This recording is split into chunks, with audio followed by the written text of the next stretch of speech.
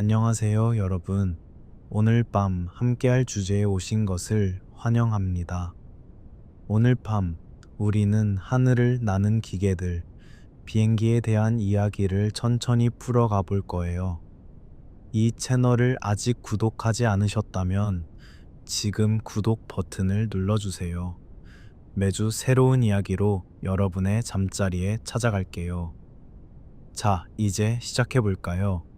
1903년의 어느 추운 12월 아침을 상상해 보세요.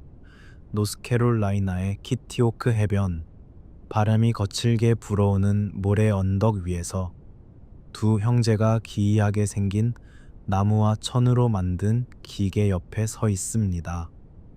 오빌 라이트가 조종석에 앉았을 때 그는 아마도 떨렸을 거예요. 두려움일 수도 있고 흥분일 수도 있고 혹은 둘 다였을지도 모르죠. 그리고 그 순간이 왔습니다. 엔진이 울리고 프로펠러가 돌아가기 시작했어요. 기계가 앞으로 나아가기 시작했고 바퀴가 땅을 굴렀습니다. 그러다가 떠올랐어요. 12초 동안 겨우 120피트, 약 36m를 날아갔습니다. 키가 큰 사람이 손을 뻗으면 닿을 정도의 높이였죠. 생각해보세요. 현대의 보잉 747의 날개 길이는 그 첫 비행 거리보다 훨씬 더 깁니다. 하지만 그 12초 동안 인류는 영원히 땅을 떠났어요.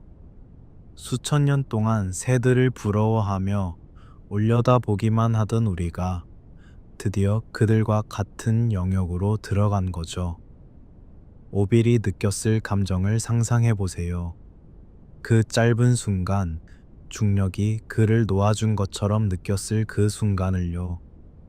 그날 이후 세상은 달라졌습니다. 천천히, 조금씩, 하지만 돌이킬 수 없이요. 어쩌면 오빌은 그날 밤 잠들기 전 자신이 한 일의 의미를 완전히 이해하지 못했을지도 몰라요. 하늘이 이제 우리의 것이 되었다는 걸요. 비행기를 탈 때 창문을 보신 적 있나요? 모든 창문이 둥근 모서리를 가지고 있다는 걸요. 그냥 디자인 선택처럼 보일 수 있지만 그 뒤에는 비극적인 교훈이 숨어 있습니다. 1950년대에 첫 상업용 제트 여객기들이 하늘을 날기 시작했어요. 그 중 하나가 드 하빌랜드 코멧이었죠. 우아하고 빠르고 미래적이었습니다. 사각형 창문을 가지고 있었어요. 깔끔하고 모던해 보였죠. 하지만 코멧 비행기들이 하나씩 공중에서 산산조각 나기 시작했습니다. 엔지니어들이 잔해를 조사했을 때 그들은 무언가를 발견했어요. 균열이 창문의 모서리에서 시작되었다는 것을요. 사각형 창문의 날카로운 모서리는 응력 집중점을 만들었습니다. 비행기가 높은 고도로 올라가면 내부는 가압되고 외부는 거의 진공 상태가 되죠. 이 압력 차이가 금속을 끊임없이 밀어냅니다. 그리고 날카로운 모서리는 그 스트레스가 모이는 지점이 되었어요. 마치 종이를 찢을 때 작은 흠집에서 시작하는 것처럼요. 그래서 모든 것이 바뀌었습니다. 비행기 창문은 이제 둥글어요. 곡선은 스트레스를 고르게 분산시킵니다. 한 점에 모든 압력이 집중되는 게 아니라 부드럽게 흘러가죠. 이제 여러분이 비행기 창문을 통해 구름을 바라볼 때 그 둥근 틀이 단순한 미학이 아니라 생존의 기하학이라는 걸 알게 되었네요. 어쩌면 인생도 그렇지 않을까요? 날카로운 모서리는 부러지고 부드러운 곡선은 버텨냅니다. 맑은 날 하늘을 올려다보면 때때로 긴 흰 줄이 비행기 뒤를 따라가는 걸 보셨을 거예요. 많은 사람들이 그것을 배기가스라고 생각하지만 사실은 아니에요. 그것은 구름입니다. 얼음 결정으로 만들어진 작은 구름이죠. 비행기가 35,000피트 상공을 날 때 바깥 온도는 영하 50도 이하로 떨어집니다. 엔진에서 나오는 배기가스는 뜨겁고 습기가 많아요. 이 뜨겁고 습한 공기가 극도로 차가운 대기와 만나면 마법 같은 일이 일어납니다. 수증기가 순식간에 얼어붙어요. 작은 얼음 결정들이 형성되고 그것들이 모여서 우리가 보는 흰 줄을 만들어내죠. 이것을 비행운, 영어로는 콘트레일이라고 불러요. 콘덴세이션 트레일의 줄임말이에요. 생각해보세요. 비행기 한 대가 지나가면서 하늘의 즉석강을 만들어내는 거예요. 얼어붙은 강이요. 그리고 이 강들은 때때로 몇 시간 동안 남아 있습니다. 바람이 그것들을 느리고 비틀고 결국 흩어버릴 때까지요. 어떤 날은 하늘이 이 선들로 가득 차 있어요. 마치 보이지 않는 예술가가 파란 캔버스에 흰 붓질을 하는 것 같죠. 그리고 그것을 보는 우리는 때때로 궁금해 합니다. 저 위에서 누군가 여행하고 있다는 것을요. 어쩌면 휴가를 가는 가족일 수도 있고, 고향으로 돌아가는 누군가일 수도 있고, 새로운 시작을 찾아 떠나는 사람일 수도 있어요. 비행운은 우리에게 상기시켜 줍니다. 하늘이 더 이상 비어있지 않다는 것을요. 우리가 그곳을 가로지르고 있다는 것을요. 얼음 결정의 흔적을 남기면서요. 비행기가 번개를 맞는다는 사실을 알고 계셨나요? 평균적으로 1년에 한 번씩이요. 하지만 걱정하지 마세요.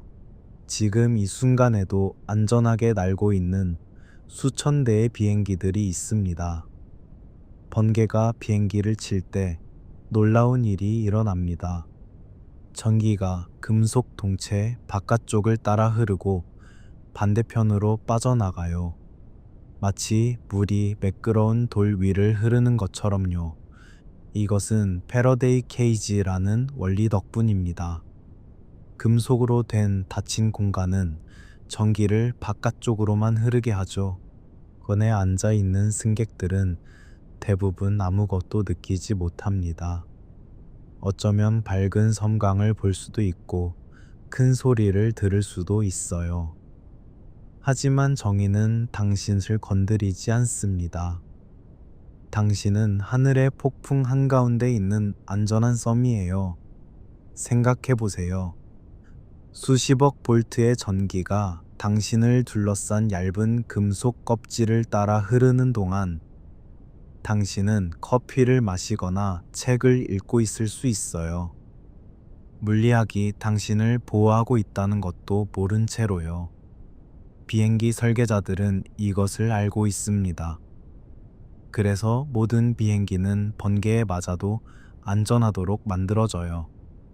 심지어 연료 탱크 주변에는 특별한 보호 장치가 있어서 번개가 불꽃을 일으키지 못하게 해요.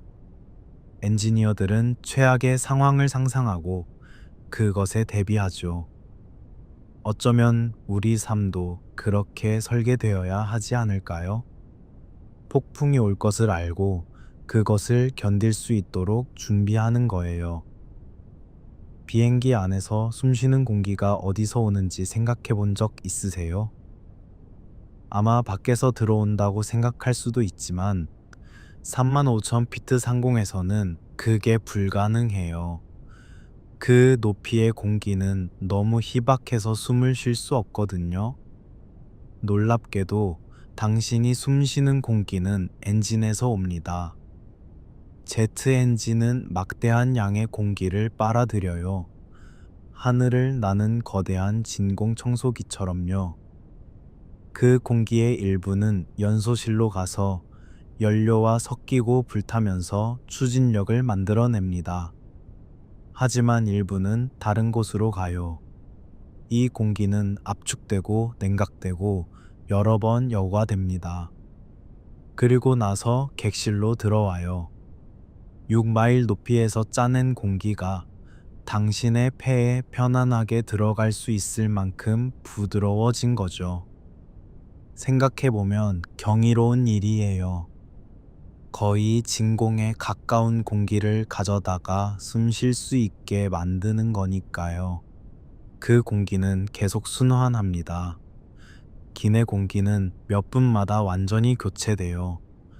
오래된 공기는 밖으로 나가고 새로운 공기가 계속 들어와요. 당신은 끊임없이 새로운 숨을 쉬고 있는 거예요. 엔진이 만들어낸 숨을요. 이것은 우리에게 상기시켜 줍니다. 때때로 우리가 당연하게 여기는 것들, 예를 들면 숨 쉬는 것 같은 것들이 사실은 복잡한 시스템과 놀라운 공학의 결과라는 것을요. 비행기가 착륙하는 순간을 상상해 보세요. 수백 톤의 금속이 시속 270km로 활주로를 향해 내려옵니다. 그리고 땅에 닿는 순간 그 모든 무게와 속도를 받아내는 것은 타이어예요. 작고 검고 둥근 고무 덩어리들이지. 비행기 타이어는 평범하지 않아요. 하나의 타이어가 38톤을 지탱할 수 있습니다. 그것도 시속 270km로 땅을 때리면서요. 이것을 가능하게 하기 위해 타이어 안의 공기압은 자동차 타이어의 6배예요. 상상할 수 있나요? 그 작은 타이어 안에 담긴 압력을요. 그리고 이 타이어들은 계속 일합니다. 한 번의 착륙으로 끝나는 게 아니에요. 수백 번의 착륙을 견뎌냅니다. 매번 그 충격을, 그 열을, 그 마찰을 받아내면서요. 착륙할 때 타이어와 활주로가 만나는 순간 마찰로 인해 타이어가 뜨거워져요. 연기가 피어오르기도 하죠. 하지만 타이어는 녹지 않아요. 찢어지지도 않아요. 어쩌면 우리도 그렇지 않을까요? 삶이 우리를 땅에 내동댕이 칠 때 우리도 그 충격을 견뎌내야 해요. 계속해서, 반복해서요. 그리고 타이어처럼 우리도 설계된 대로 견디도록 만들어졌는지도 모릅니다. 밤에 공항 근처에 살면 비행기가 착륙하는 소리를 들을 수 있어요. 그 짧은 삐걱거리는 소리, 타이어가 활주로에 닿는 소리요. 그것은 작은 소리지만 그 안에는 엄청난 힘과 정밀한 공학이 담겨 있습니다. 그리고 그것은 안전한 귀환의 소리예요. 보잉 747의 날개 길이를 생각해 보세요. 한쪽 끝에서 다른 쪽 끝까지 약 60m예요. 축구장의 절반보다 조금 더 깁니다. 그런데 라이트 형제의 첫 비행은 겨우 36m였죠. 이것이 의미하는 바를 잠시 생각해 보세요. 단 60년 만에 우리는 겨우 땅을 떠나는 것에서 첫 비행 거리를 날개의 길이로 가진 거대한 기계를 만들기까지 나아갔습니다. 1903년에 12초 동안 날았던 그 성취가 1960년대에는 단순히 기계의 한 부분의 크기가 되어 버렸어요. 생각해보면 어지러울 정도로 빠른 발전이에요. 오빌 라이트가 1948년에 죽었을 때 그는 이미 제트 여객기들이 하늘을 가로지르는 것을 보았어요. 자신이 만든 그 작은 기계에서 시작된 세상을요. 그가 느꼈을 감정을 상상해 보세요. 자신의 12초가 세상을 어떻게 바꾸었는지 보면서요. 747의 날개 아래 서본 적이 있나요? 그것은 건물 아래 서 있는 것 같아요. 거대하고 중후하고 거의 믿을 수 없을 정도로 커요. 그리고 그것이 공중으로 떠오른다는 사실은 더욱 믿기 어렵죠. 하지만 매일 전 세계에서 이 거대한 기계들이 하늘로 올라갑니다. 어쩌면 진보란 이런 것일지도 몰라요. 한때 기적이었던 것이 나중에는 시작점이 되는 거예요.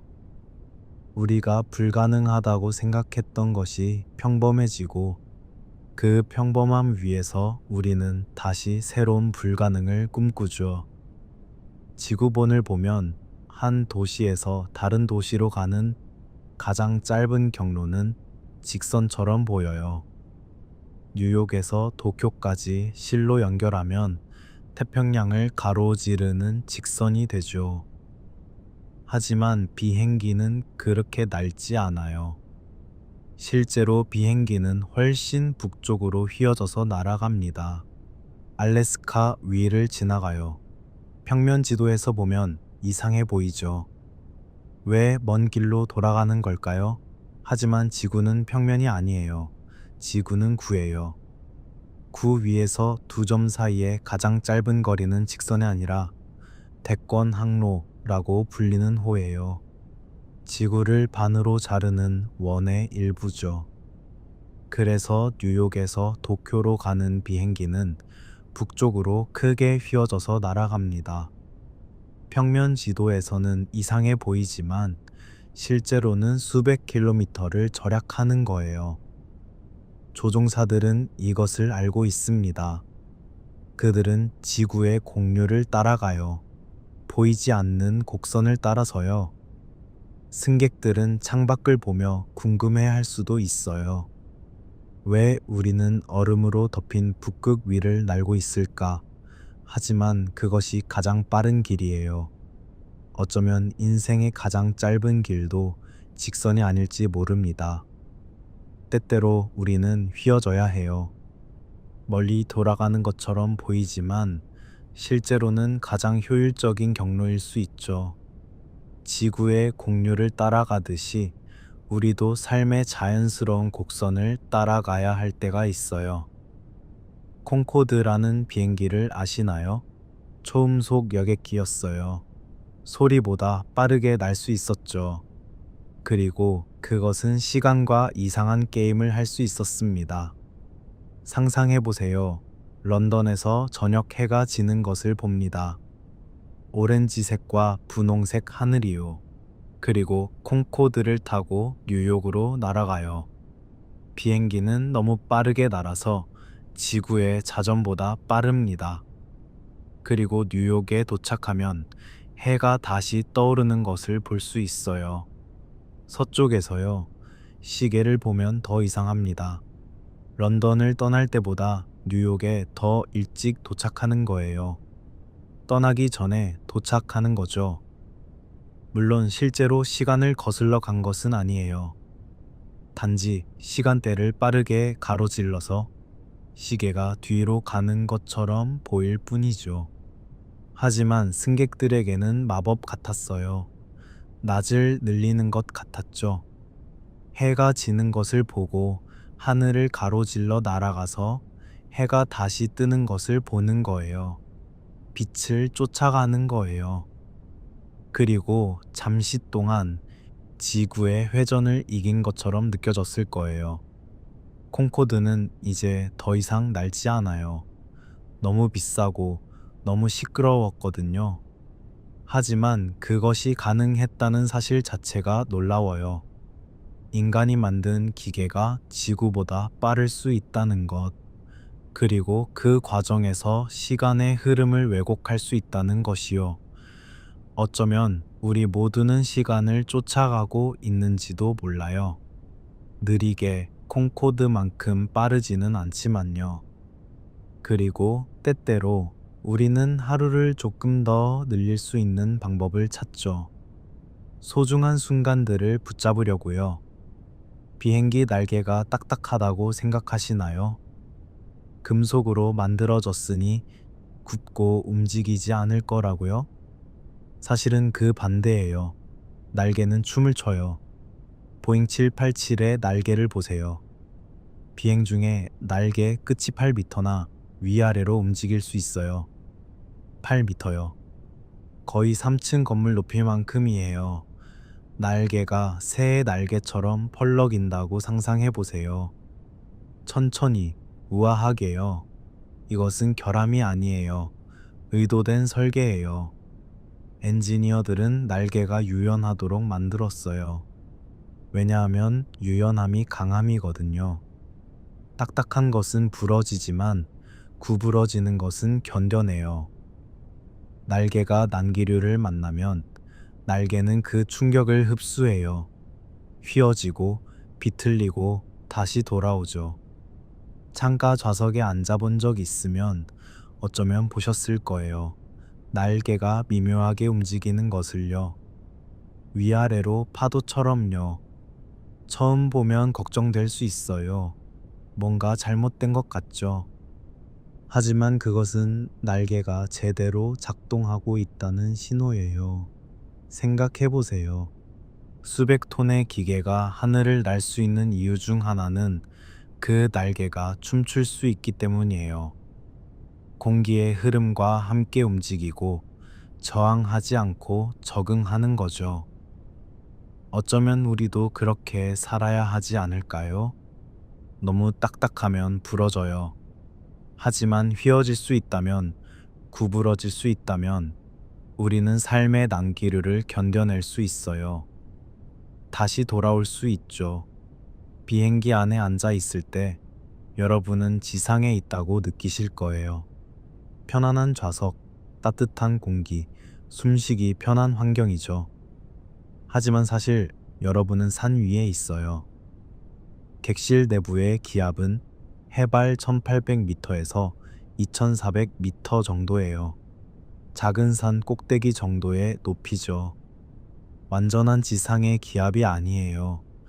왜냐하면 비행기를 완전히 지상 기압으로 유지하려면 동체가 그 압력 차이를 견디기 위해 너무 무겁고 두꺼워야 하거든요. 그래서 엔지니어들은 타협했어요. 충분히 편안하지만 완벽하지는 않은 압력이요. 그리고 이것이 여러분이 비행기에서 더 피곤하게 느끼는 이유 중 하나예요. 여러분의 몸은 실제로 중간 높이의 산을 등반하고 있는 거예요. 앉아서요. 공기가 조금 더 희박하니까 여러분의 심장은 조금 더 열심히 일해요. 폐는 조금 더 깊이 숨을 쉬죠. 혈액은 조금 더 빠르게 산소를 운반해요. 여러분은 가만히 앉아 있지만 여러분의 몸은 조용히 일하고 있어요. 적응하고 있는 거죠. 이것은 또한 왜 비행기에서 음식 맛이 다르게 느껴지는지 설명해 줘요. 낮은 기압과 건조한 공기는 여러분의 미각과 후각을 둔화시켜요. 토마토 주스가 지상에서보다 더 맛있게 느껴지는 이유예요. 신맛과 짠맛이 더 강하게 느껴지거든요. 그러니까 다음에 비행기에서 이상하게 피곤하다고 느끼면 스스로에게 너그러워지세요. 여러분은 단순히 앉아 있는 게 아니에요. 여러분의 몸은 높은 곳에서 살아남기 위해 조용히 싸우고 있는 거예요. 비행기 화장실의 그 버튼을 누를 때 나는 소리를 아시나요? 그 크고 갑작스러운 우웅 소리요. 그것은 단순한 물내림이 아니에요. 그것은 진공의 힘이에요. 지상의 화장실은 중력을 사용해요. 물이 아래로 흘러가고 중력이 모든 것을 하수도로 끌어당기죠. 하지만 비행기에서는 중력에만 의존할 수 없어요. 비행기가 기울어질 수 있고 난기류가 있을 수 있고 중력의 방향이 항상 예측 가능한 것은 아니거든요. 그래서 비행기 화장실은 진공을 사용해요. 버튼을 누르면 강력한 진공 시스템이 작동해요. 시속 480km의 속도로 모든 것을 빨아들이죠. 단지 2리터 정도의 물만 사용하면서요. 엄청난 효율이에요. 그 소리는 공기와 물과 나머지가 좁은 파이프를 통해 엄청난 속도로 빨려 내려가는 소리예요. 마치 작은 토네이도 같죠. 그리고 모든 것은 비행기 아래에 있는 탱크로 가요. 비행기가 착륙할 때까지 그곳에 머물러요. 생각해보면 놀라워요. 9,000m 상공에서 시속 900km로 날아가면서 이 작은 방에서 진공 시스템이 완벽하게 작동하고 있어요. 중력 없이도 물이 부족해도 모든 것이 깨끗하게 처리되죠. 어쩌면 가장 평범한 것들, 우리가 당연하게 여기는 것들이 사실은 가장 영리한 해결책들인지도 몰라요. 화장실 물내림조차도 공학의 작은 기적이에요. 블랙박스라고 불리지만 사실은 주황색이에요. 밝고 눈에 띄는 주황색이죠. 왜 블랙박스라고 부르는지는 아무도 확실히 모르지만 실제로는 찾기 쉽도록 설계되었어요. 블랙박스는 비행기에서 일어나는 모든 것을 기록해요. 조종사들의 대화, 엔진 소리, 모든 계기판의 수치, 비행기의 모든 움직임이요. 모든 것이 기록되고 저장돼요. 마치 비행기의 기억 같죠. 그리고 이 기억은 거의 파괴할 수 없어요. 블랙박스는 섭씨 1100도의 불길 속에서 1시간을 견딜 수 있어요. 6000m 깊이의 바닷속에서도 살아남아요. 엄청난 충격에도 깨지지 않죠. 그것은 마지막까지 살아남도록 만들어졌어요. 왜냐하면 만약 최악의 일이 일어나면 블랙박스가 유일한 증인이 될 수 있거든요. 무슨 일이 일어났는지, 왜 그런 일이 일어났는지 말해줄 수 있는 유일한 것이요. 그래서 엔지니어들은 다른 모든 것이 사라져도 블랙박스만큼은 남을 수 있도록 만들었어요. 블랙박스는 또한 비프음을 내요. 수중에서도 들리는 소리요. 30일 동안 계속해서 신호를 보내요.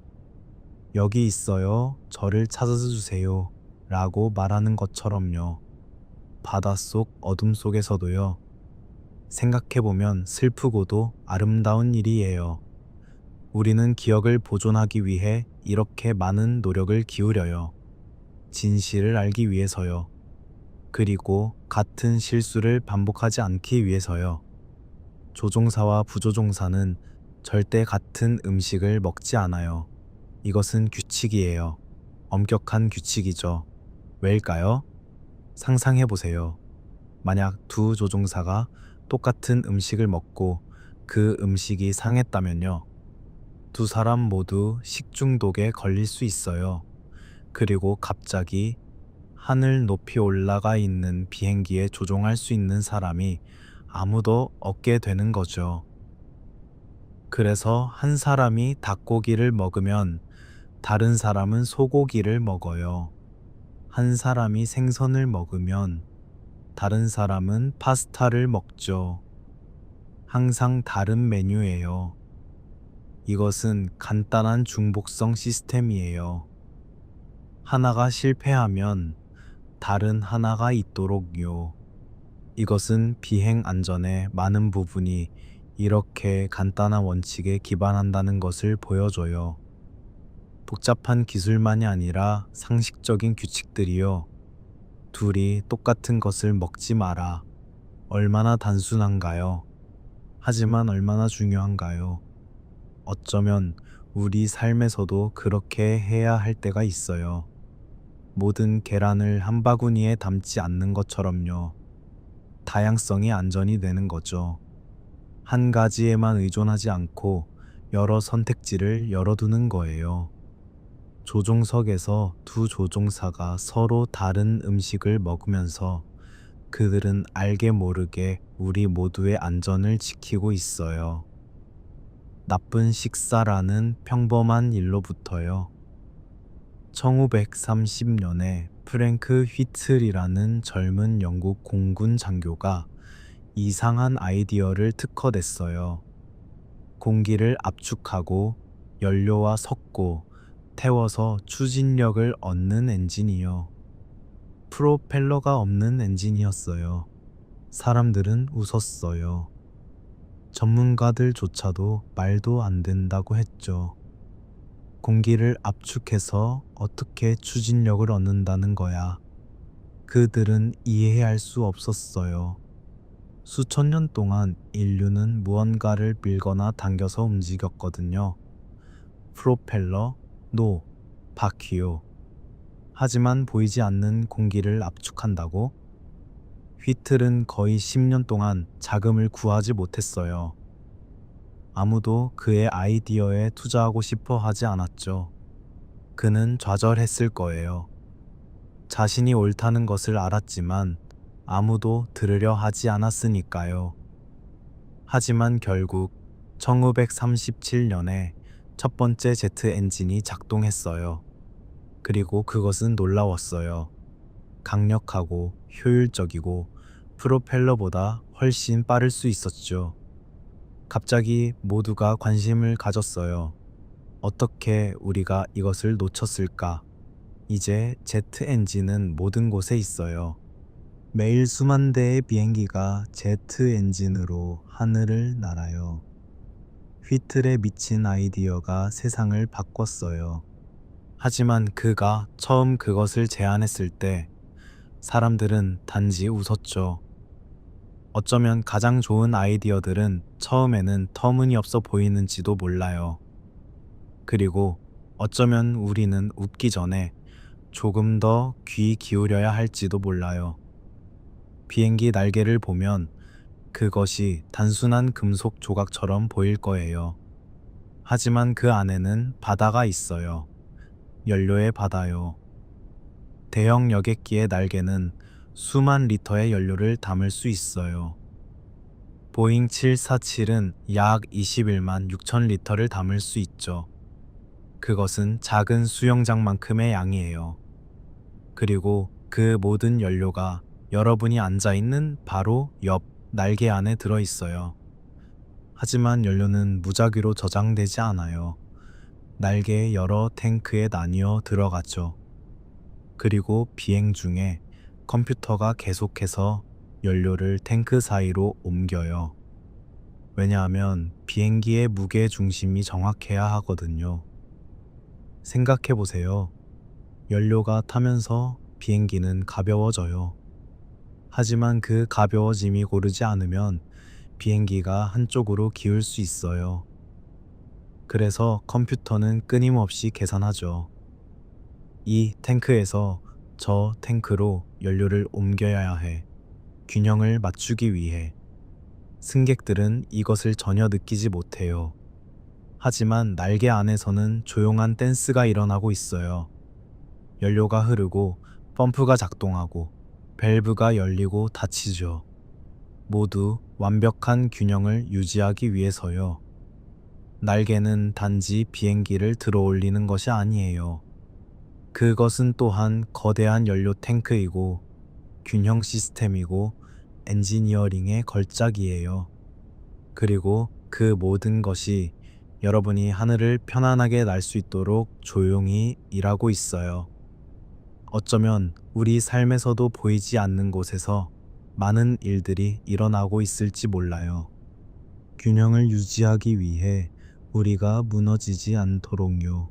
우선 비행기 창문을 자세히 보면 작은 구멍이 있는 걸 발견할 수 있어요. 유리 아래쪽에 작은 점 같은 거요. 처음 보면 결함처럼 보일 수 있어요. 왜 내 창문에 구멍이 있지? 하지만 그것은 의도된 거예요. 그리고 매우 중요한 이유가 있죠. 비행기 창문은 실제로 세 겹의 유리로 되어 있어요. 외부 유리, 중간 유리, 그리고 내부 유리요. 여러분이 만지는 것은 내부 유리고 실제로 압력을 견디는 것은 중간과 외부 유리예요. 그 작은 구멍은 중간 유리에 있어요. 그리고 그것의 역할은 압력을 조절하는 거예요. 비행기가 올라가면 바깥 압력은 떨어지지만 안쪽 압력은 유지돼요. 이 차이가 창문에 엄청난 힘을 가하죠. 만약 그 작은 구멍이 없다면 압력이 유리 사이에 갇혀서 결국 창문이 안쪽에서 바깥쪽으로 금이 갈 수 있어요. 하지만 그 구멍이 압력을 균등하게 만들어줘요. 공기가 천천히 통과할 수 있게 하면서요. 그것은 또한 습기를 빼내요. 그래서 창문이 흐려지지 않죠. 작은 구멍 하나가 여러 가지 일을 하는 거예요. 때때로 가장 중요한 것들이 가장 작아요. 우리가 거의 알아차리지 못할 정도로요. 하지만 그것들이 없다면 모든 것이 무너질 수 있어요. 작은 구멍, 큰 차이예요. 비행기는 2개 이상의 엔진을 가지고 있어요. 대부분의 상업용 비행기는 2개를 가지고 있죠. 그리고 놀랍게도 그들은 단 하나의 엔진만으로도 날 수 있어요. 이것은 우연이 아니에요. 모든 상업용 비행기는 이륙 중에도 엔진 하나가 고장 나더라도 안전하게 날 수 있도록 설계되었어요. 가장 위험한 순간에도요, 생각해 보세요. 비행기가 활주로를 달리고 있어요. 속도가 점점 빨라지고 이륙하려는 순간이에요. 그때 엔진 하나가 멈춥니다. 조종사는 어떠해야 할까요? 그들은 계속 날아올라요. 왜냐하면 비행기가 그렇게 할 수 있도록 만들어졌거든요. 한쪽 엔진만으로 비행기는 고도를 유지하고 심지어 상승할 수도 있어요. 느리게, 덜 효율적으로요. 하지만 가능해요. 비행기는 가장 가까운 공항까지 날아가서 안전하게 착륙할 수 있어요. 이것은 중복성이라고 불려요. 엔지니어들은 항상 만약을 생각해요. 만약 이것이 실패하면? 그리고 그들은 백업을 만들죠. 비행기의 거의 모든 중요한 시스템에는 백업이 있어요. 어쩌면 우리 삶도 그래야 하지 않을까요? 모든 것을 하나에 의존하지 않고 백업 계획을 가지는 거예요. 왜냐하면 때때로 예상치 못하게 엔진 하나가 멈출 수 있으니까요. 하지만 우리는 계속 날 수 있어야 해요. 제트 엔진을 본 적 있나요? 큰 원형의 입구, 거기에 때때로 흰색 나선이 그려져 있어요. 밝고 눈에 띄는 나선이죠. 그것은 장식이 아니에요. 그것은 생명을 구하는 경고예요. 제트 엔진이 작동 중일 때 그것은 엄청난 힘으로 공기를 빨아들여요. 몇 미터 앞에 있는 사람도 끌어당길 수 있을 정도로요. 그리고 만약 누군가 너무 가까이 간다면 결과는 끔찍해요. 문제는 엔진이 조용히 돌 수 있다는 거예요. 특히 저속에서는요, 지상 작업자가 엔진이 작동 중인지 아닌지 확실하지 않을 수 있어요. 그리고 그 확실하지 않음이 치명적일 수 있죠. 그래서 나선이 있어요. 엔진이 돌면 나선이 흐릿하게 보여요. 움직임의 흔적이요. 즉시 알 수 있죠. 위험해, 돌고 있어. 하지만 엔진이 멈추면 나선이 선명하게 보여요. 정지된 선들이요. 안전해, 다가가도 돼. 이것은 시각적 언어예요. 말 없이 소통하는 거죠. 색깔과 움직임으로 생명과 죽음의 차이를 말해주는 거예요. 때때로 가장 간단한 해결책이 가장 좋아요. 복잡한 센서나 경보가 아니라 단순한 흰색 페인트로 그린 나선이요. 하지만 그것이 효과가 있어요. 그리고 그것으로 충분해요. 비행기 안에 앉아 있으면 입술이 마르는 걸 느낄 거예요. 목이 약간 따끔거리고 피부가 당기는 느낌이요. 이것은 우연이 아니에요. 비행기 객실의 습도는 보통 10%부터 20%까지예요. 대부분의 사막보다 건조해요. 사하라 사막의 습도가 25% 정도거든요. 그러니까 여러분은 사실 하늘을 나는 사막 안에 있는 거예요. 왜 이렇게 건조할까요? 더 습하게 만들 수 없을까요? 기술적으로는 가능해요. 하지만 문제가 있어요. 습기는 금속을 부식시켜요.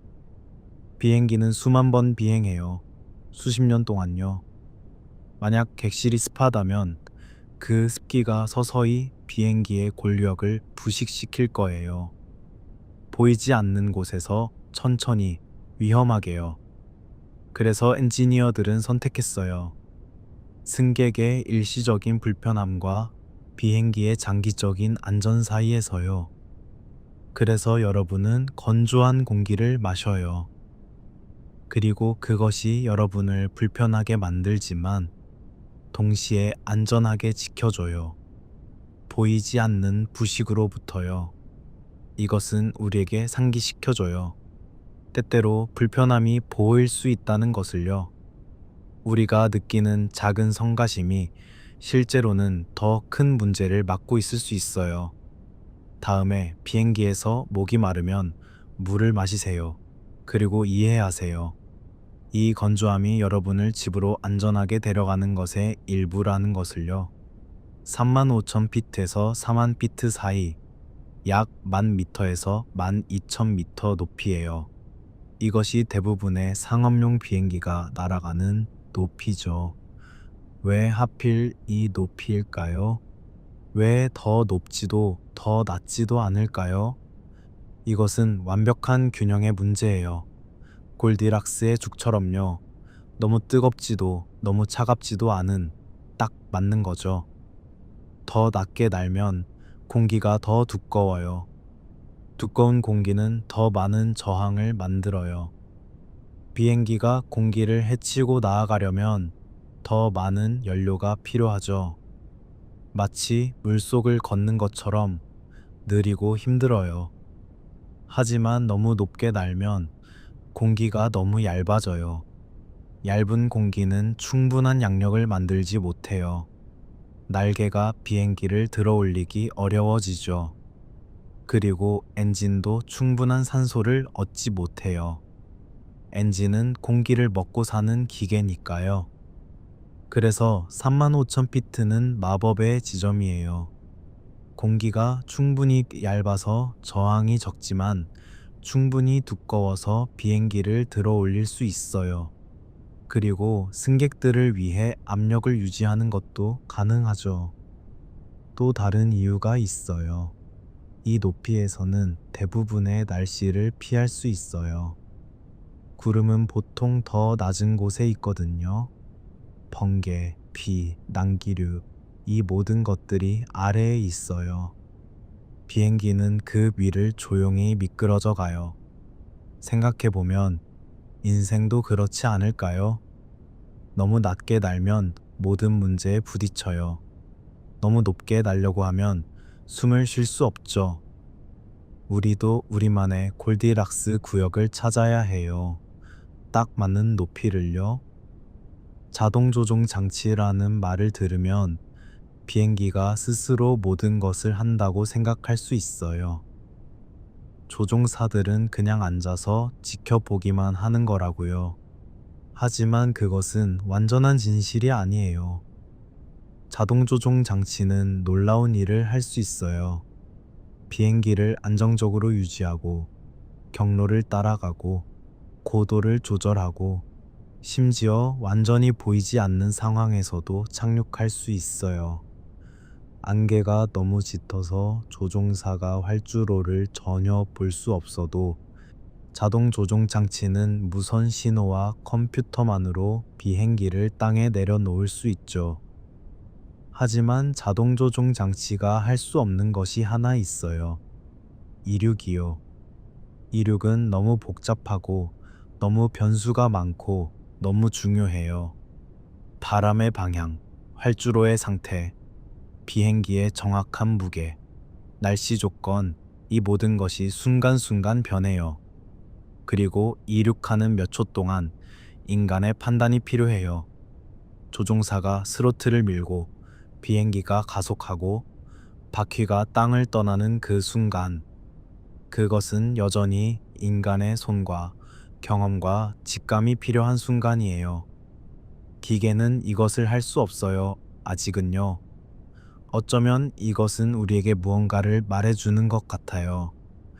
기술이 아무리 발전해도 어떤 순간들은 여전히 인간의 손길이 필요하다는 것을요. 시작하는 순간, 땅을 떠나는 순간, 그 순간들은 너무 중요해서 기계에게만 맡길 수 없어요. 그리고 어쩌면 그것이 아름다운 일일지도 몰라요. 에어버스 A380을 본 적 있나요? 세계에서 가장 큰 여객기예요. 2층으로 되어 있고 500명 이상을 태울 수 있죠. 그리고 그것의 날개 길이는 자유의 여신상보다 넓어요. 잠시 상상해 보세요. 자유의 여신상을 옆으로 눕혔다고요. 그것이 A380의 날개 길이에요. 약 80m요. 그 날개 아래 서면 마치 건물 아래 서 있는 것 같은 느낌이 들어요. 거대하고 압도적이고 거의 믿을 수 없을 정도로 커요.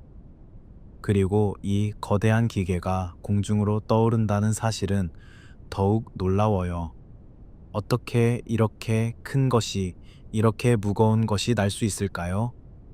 최대 이륙 중량이 560톤이에요. 그것은 작은 고래 여러 마리의 무게예요. 하지만 엔진이 울리고 비행기가 활주로를 달리기 시작하면 믿을 수 없는 일이 일어나요. 천천히, 거의 불가능해 보이는 방식으로 이 거대한 금속 건물이 하늘로 올라가요. 우아하게 조용히요. A380의 2층에 앉아 있으면 이상한 느낌이 들어요. 너무 높아서, 너무 커서 이것이 정말 날고 있는지 의심스러울 정도예요. 창밖을 보면 다른 비행기들이 작게 보여요. 당신이 거인이 된 것처럼요. 하지만 동시에 당신은 여전히 인간이에요. 이 거대한 기계 안의 작은 사람이죠. 그리고 그것은 우리에게 상기시켜줘요. 우리가 얼마나 큰 것을 만들 수 있는지, 하지만 동시에 우리가 얼마나 작은지를요. 비행기를 옆에서 보면 날개가 완벽하게 수평이 아니라는 걸 알 수 있어요. 날개 끝이 약간 위로 올라가 있어요. 이것을 상반각, 영어로는 다이아레디아라고 불러요. 왜 날개가 이렇게 디자인되었을까요? 그것은 안정성 때문이에요. 비행기가 바람이나 난기류로 한쪽으로 기울면 놀라운 일이 일어나요. 상반각 덕분에 중력이 자동으로 비행기를 바로잡아요. 어떻게요? 비행기가 기울면 낮아진 날개가 더 많은 양력을 생성하기 시작해요. 각도와 공기 흐름 때문이죠. 그리고 높아진 날개는 더 적은 양력을 생성해요. 이 차이가 비행기를 다시 수평으로 만들어요. 자동으로요. 이것은 마치 자전거처럼요. 자전거가 기울면 자동으로 균형을 잡으려는 경향이 있죠. 비행기도 비슷해요. 날개의 각도가 자체 안정화 시스템을 만드는 거예요. 조종사가 아무것도 하지 않아도 비행기는 스스로 똑바로 서려고 해요. 물론 조종사는 여전히 조종하지만 비행기는 기본적으로 균형을 유지하고 싶어 해요. 그것이 날개의 각도가 하는 일이에요. 생각해보면 우리도 그런 내장된 안정성이 있으면 좋겠어요. 삶이 우리를 한쪽으로 기울일 때 자동으로 다시 균형을 잡을 수 있는 무언가가요. 어쩌면 우리에게도 있을지 모르죠. 우리가 아직 발견하지 못한 상반각이요. 캠트레일이라는 단어를 들어본 적 있으세요? 어떤 사람들은 비행기가 하늘에 화학물질을 뿌린다고 믿어요. 그 흰 줄들이 의도적인 무언가라고요. 정부의 음모라고요. 하지만 과학은 다른 이야기를 해요. 수천 번, 수만 번 설명했어요. 그 흰 줄들은 단지 물이에요. 얼어붙은 물이죠. 비행기 엔진은 뜨거운 배기가스를 내뿜어요. 그 가스 안에는 수증기가 있어요. 그리고 마이너스 50도의 공기를 만나면 그 수증기는 즉시 얼어요. 작은 얼음 결정이 되죠. 그것이 전부예요. 그것이 비행운이에요. 지상에서 추운 날 숨을 내쉬면 하얀 김이 나오는 것과 같은 원리예요. 단지 훨씬 더 추운 곳에서 훨씬 더 큰 규모로 일어나는 거죠. 왜 사람들은 이것을 믿기 어려워할까요? 왜 단순한 은결보다 복잡한 음모를 믿고 싶어 할까요? 어쩌면 세상이 너무 복잡해서 우리는 숨겨진 패턴을 찾으려 하는지도 몰라요. 모든 것에 의미를 부여하려고요. 하지만 때때로 진실은 단순해요. 뜨거운 공기와 차가운 공기가 만나면 구름이 생겨요. 그것이 전부예요. 신비로운 것도 음모도 아니에요. 단지 물리학이죠. 그리고 그것도 충분히 아름다워요. 얼음 결정이 햇빛을 반사하며 하늘에 선을 그리는 것이요. 단순함도 경이로울 수 있어요. 비행기의 외피, 여러분과 바깥 세상을 분리하는 그 금속이 얼마나 두꺼울까요? 어쩌면 여러분은 몇 센티미터라고 생각할 수도 있어요. 튼튼하고 두꺼운 벽이라고요. 하지만 실제로는 많은 곳에서 단지 2mm예요. 신용카드 3장을 겹쳐놓은 것만큼이요. 그것이 전부예요.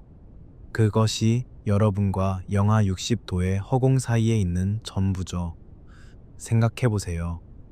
겨우 2mm의 알루미늄 합금이 여러분을 보호하고 있어요. 극도로 낮은 온도로부터, 거의 진공에 가까운 압력으로부터, 시속 900km의 바람으로부터요. 처음 이 사실을 알면 무섭게 느껴질 수 있어요. 이렇게 얇다니? 정말? 하지만 동시에 놀라운 일이기도 해요. 왜냐하면 그 얇은 금속이 효과가 있거든요. 완벽하게요. 엔지니어들은 두께와 무게 사이의 균형을 찾아야 했어요. 더 두꺼우면 더 강하겠지만 더 무거워져요.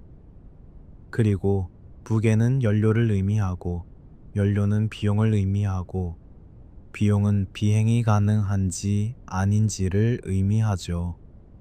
그래서 그들은 계산했어요. 정확하게 얼마나 얇을 수 있는지요. 그리고 그들은 옳았어요. 수십억 번의 비행이 증명했죠. 2mm면 충분하다고요. 달걀 껍데기를 생각해 보세요. 얇고 깨지기 쉬워 보이죠. 하지만 그 모양 때문에 그것은 놀라울 정도로 강해요. 압력을 고르게 분산시키거든요. 비행기 통째도 비슷해요. 얇지만 강해요. 모양이 그것을 강하게 만들죠. 어쩌면 강함은 항상 두께에서 오는 게 아닐지 몰라요. 때때로 그것은 디자인에서, 모양에서, 영리함에서 와요. 1953년 제클린 코크런이라는 여성 조종사가 소리보다 빠르게 날았어요. 음속을 돌파한 거죠. 그녀는 이것을 한 최초의 여성이었어요. 하지만 이것은 단지 시작이었어요. 그 후 그녀는 계속해서 기록을 깼어요. 속도 기록, 고도 기록, 거리 기록이요. 그 시대의 어떤 조종사보다 남성이든 여성이든 더 많은 기록을 세웠죠. 생각해보세요. 1950년대예요. 여성들이 조종사가 되는 것조차 드물었던 시대요. 많은 사람들이 여성은 빠른 비행기를 조종할 수 없다고 믿었어요. 너무 위험하다고, 너무 힘들다고요. 하지만 코크런은 그들이 틀렸다는 것을 증명했어요. 단지 한 번이 아니라 계속해서요. 매번 더 빠르게, 더 높게, 더 멀리 날았죠. 그녀는 한계를 시험하고 있었어요. 비행기의 한계가 아니라 사회의 편견의 한계를요. 그녀가 음속의 장벽을 뚫을 때 그것은 단지 물리적 장벽만이 아니었어요. 그것은 또한 보이지 않는 장벽이었죠. 여성은 이것을 할 수 없어 라는 벽이요. 그리고 그녀는 그 벽을 산산조각 냈어요. 소음 폭음을 들었나요? 비행기가 음속을 돌파할 때 나는 소리요. 그것은 천둥처럼 크고 갑작스러워요. 공기가 찢어지는 소리지요. 코크런이 그 소리를 들었을 때 그녀는 무엇을 느꼈을까요? 어쩌면 승리를 느꼈을 거예요. 하지만 어쩌면 또한 책임감도 느꼈을지 몰라요. 그녀 뒤에 올 다른 여성들을 위해 길을 열고 있다는 것을요. 지금 여성 조종사들이 전 세계의 하늘을 날고 있어요. 그들 각자는 어떤 면에서 코크런의 유산을 이어가고 있어요. 불가능해 보이는 것을 가능하게 만든 그 여성이요. GPS를 생각하면 우리는 현대 항법의 기적을 떠올려요. 위성들이 정확한 위치를 알려주는 거죠. 하지만 비행기는 GPS만 사용하지 않아요. 그들은 훨씬 오래된 시스템도 사용해요. 지상에는 수천 개의 무선 신호탑이 있어요. VOR이라고 불리는 것들이죠. 각 탑은 독특한 신호를 보내요. 마치 보이지 않는 등대처럼요. 비행기는 이 신호들을 받아요. 그리고 그것들을 따라가죠. 한 신호탑에서 다음 신호탑으로요. 마치 점들을 연결하는 것처럼요. 이것이 항공로예요. 하늘의 고속도로죠. 지도에서 보면 이 항공로들은 전 세계를 거미줄처럼 연결해요. 하늘에 보이지 않는 선들이요. 비행기들은 이 선들을 따라 날아가요. 무작위로 날지 않고 정해진 길을 따라가죠. 왜일까요? 안전 때문이에요. 만약 모든 비행기가 원하는 대로 날아다닌다면 혼돈이 될 거예요. 충돌의 위험이 있죠. 하지만 정해진 항공로를 따르면 항공 관제사들이 모든 비행기를 추적하고 안전한 거리를 유지할 수 있어요. 그리고 만약 GPS가 실패한다면 전쟁이나 고장으로요. 비행기는 여전히 날 수 있어요. 이 오래된 무선 신호탑들을 따라서요. 그것들은 백업이에요. 70년 이상 작동해온 신뢰할 수 있는 백업이죠. 때때로 가장 오래된 기술이 가장 신뢰할 수 있어요. 새로운 것들이 실패할 때 오래된 것들이 여전히 거기 있어요. 조용히, 꾸준히 길을 보여주면서요. SR-71 블랙버드에 대해 들어본 적 있나요? 지금까지 만들어진 가장 빠른 유인 항공기 중 하나예요. 마하 3 이상으로 날 수 있었죠. 소리보다 3배 이상 빠른 거예요. 하지만 그렇게 빠르게 날면 이상한 일들이 일어나요. 마찰이 비행기를 가열해요. 외피의 온도가 섭씨 300도 이상으로 올라가죠. 티타늄으로 만들어졌는데도요. 금속이 빨갛게 달아오를 정도예요. 그리고 이 열 때문에 비행기가 팽창해요. 금속이 늘어나는 거죠.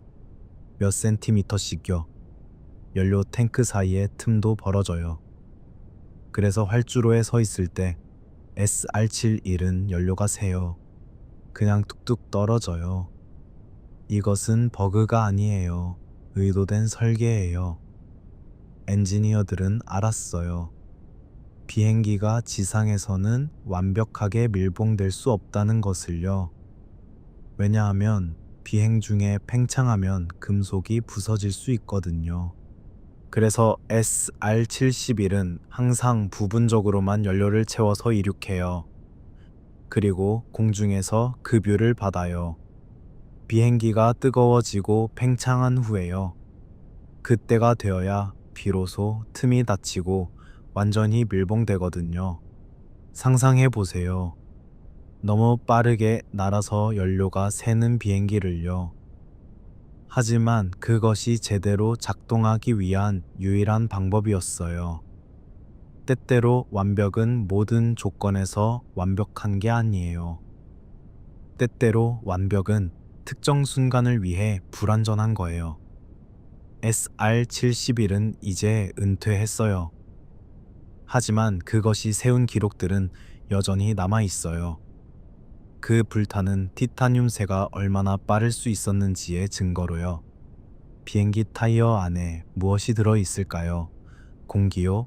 아니에요. 질소예요. 순수한 질소 가스죠. 왜일까요? 왜 평범한 공기가 아닐까요?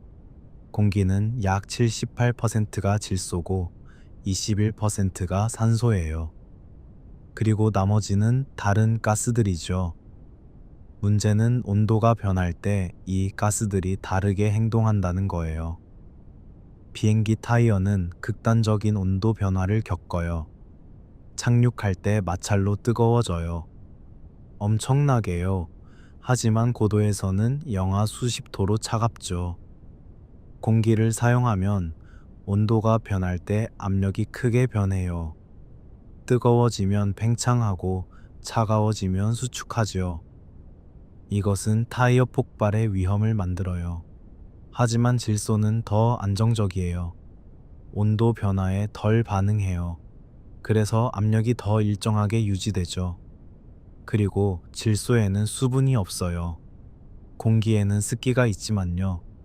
습기는 얼 수 있고 타이어 내부를 부식시킬 수 있어요. 그래서 모든 비행기 타이어는 질소로 채워져요. 그것은 작은 세부 사항이지만 중요한 세부 사항이에요. 안전의 또 다른 층이죠. 때때로 가장 작은 선택들이 가장 큰 차이를 만들어요. 무엇으로 타이어를 채우는가 같은 것들이요.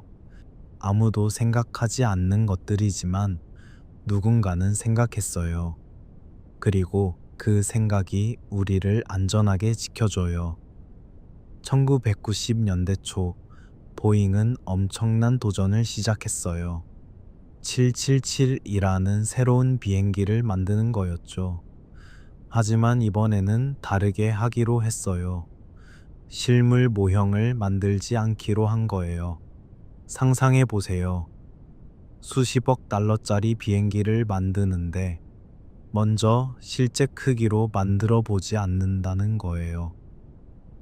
대신 모든 것을 컴퓨터 안에서 설계하고 조립하기로 했어요. 그 당시에는 미친 아이디어였어요. 사람들은 의심했죠. 컴퓨터 화면에서 보는 것만으로 어떻게 모든 부품이 맞는지 확신할 수 있어? 수천 개의 부품이 정확하게 맞아떨어져야 하는데요. 하지만 보잉은 믿었어요. 그들은 강력한 3D 소프트웨어를 개발했어요. 가상 공간에서 전체 비행기를 조립했죠. 엔지니어들은 화면 속에서 걸어 다니며 문제를 찾았어요. 이 케이블이 저 파이프를 방해하나? 이 패널이 저 문과 부딪히나? 그리고 놀랍게도 효과가 있었어요. 첫 번째 실제 777을 조립했을 때 거의 모든 것이 완벽하게 맞아떨어졌어요. 컴퓨터가 예측한 대로요. 이것은 항공기 제조의 혁명이었어요. 시간과 비용을 엄청나게 절약했죠. 그리고 실수를 일찍 발견할 수 있었어요. 금속을 자르기 전에 컴퓨터 안에서요. 지금은 모든 비행기가 이렇게 설계돼요. 디지털 먼저, 실물은 나중에요. 하지만 777이 처음이었어요. 디지털 꿈이 현실이 된 첫 번째 비행기요. 때때로 보이지 않는 것을 믿어야 할 때가 있어요. 화면 속의 선들이 하늘을 날 수 있는 기계가 될 거라고요. 비행기의 무게는 세 가지로 측정돼요. 빈 무게, 화물 무게, 그리고 최대 이륙 무게요. 그리고 이 세 숫자는 모든 비행마다 조심스럽게 계산돼요. 왜 이렇게 중요할까요? 왜 그냥 비행기를 채우고 날면 안 될까요? 무게는 모든 것을 바꿔요. 얼마나 많은 활주로가 필요한지, 얼마나 빨리 올라갈 수 있는지, 얼마나 멀리 날 수 있는지요.